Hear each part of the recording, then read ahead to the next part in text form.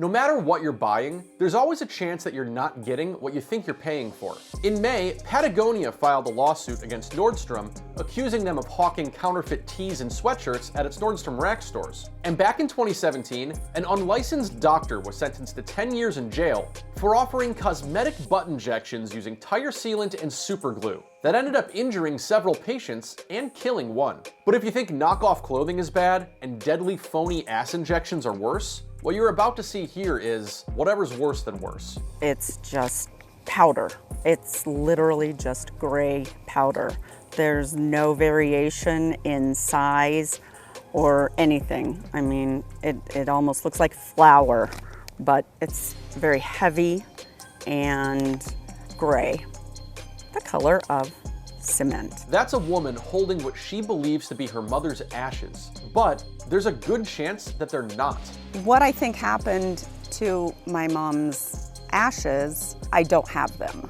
I am completely convinced that what I have is actually a bag of powdered cement. They're not ashes. I've looked online and talked to other people, and these ashes don't look like ashes. They look like cement. Yeah, that's quite the appalling bait and switch. So here's what's believed to be going down. Earlier this month, there was a foul smell descending over a Colorado town, and police went to check out a building. It was a funeral home, and inside, police discovered at least 189 dead, decaying bodies. Yeah, at least 189. A state document that suspended the registration as a funeral practice says that the owner of the place tried to conceal the improper storage of these corpses, had some sort of problem with the property, and even claims he was practicing taxidermy in there. Of animals, apparently, and hopefully not another Stoneman Willie kind of situation. Now, this funeral home is called Return to Nature, and public records show it opened in 2017. Its website is down, but according to an archived version, they offered services including cremations and green burials, which feature biodegradable caskets and don't involve the use of embalming fluids. It's worth pointing out that these types of services are very much in demand. The latest data from the National Funeral Directors Association finds that 60% of consumers are interested in green funeral options. And the 2023 cremation rate is projected to be over 60% compared to less than 35% for burials, with cremations predicted to hit 80% of our final remains by 2045.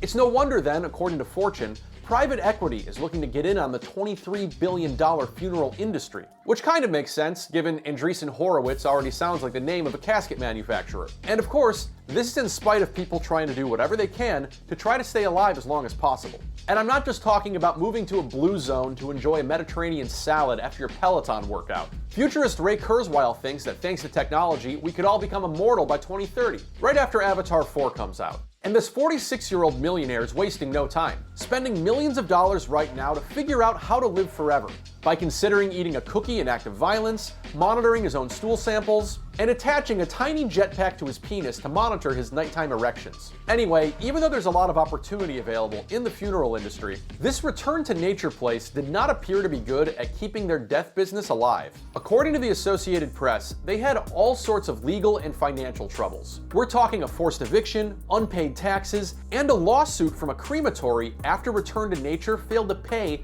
for a couple of hundred cremations. Makes that candy bar you swipe from the self-checkout seem quaint. Now, back in November, the funeral home's license expired, and that crematory had stopped working with Return to Nature. But on some death certificates the Associated Press reviewed, that crematory was still listed as the place that cremated a handful of Right to Nature's bodies, even though the deaths of those people came at least 5 months after the crematory stopped carrying out cremations for Return to Nature. And another death certificate from 2021 listed a cremation from a different crematory, and that crematory's manager told the AP they didn't carry out that cremation either. So if Right to Nature wasn't sending their bodies out to be cremated, does that mean they were just taking in dozens and dozens of corpses and just leaving them to rot? That's pretty much what this woman here, who entrusted Right to Nature to cremate her mother, thinks. What I think Return to Nature did was take in bodies in Colorado Springs and their Penrose location. I have no idea where else they were operating. Took these bodies in, lied to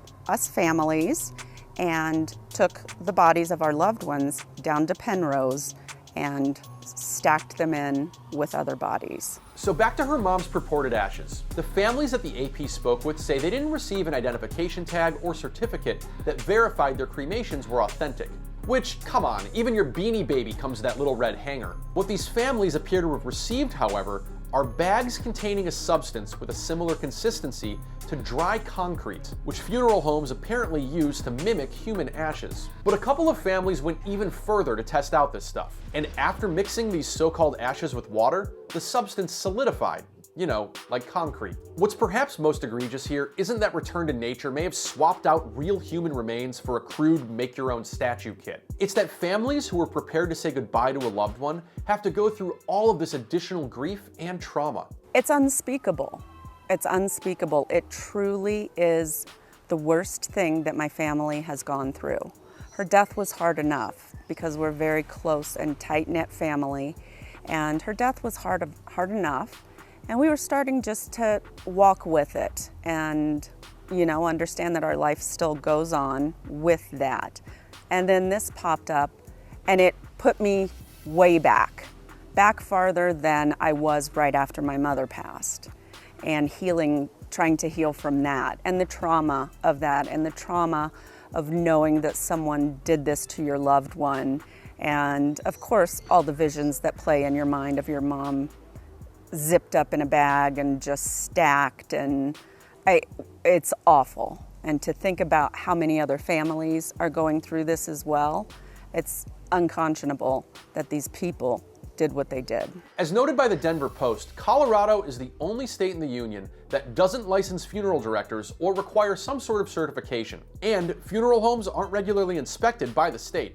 And back in January, the two operators of another funeral home in Colorado were each sentenced to more than a decade in prison for passing off concrete mix as cremations and also serving as body brokers, following an FBI investigation called Operation Morbid Market that tracked their illegal selling of body parts or whole bodies without permission to places as far away as Saudi Arabia. Which, let's be honest, given how intelligence services have concluded Crown Prince Mohammed bin Salman approved of the grisly assassination of a Washington Post journalist back in 2018, they should have no problem obtaining dismembered limbs. On Friday, the FBI said that it helped remove the nearly 200 bodies from Return to Nature, and specialized biohazard and victim identification teams are working with local officials to investigate this entire thing. The FBI has also come up with a questionnaire available online for anyone who thinks they may have had a loved one's body handled by Return to Nature. Nobody has been arrested yet, but potential state misdemeanor charges someone could face are of fraud and violations of mortuary regulations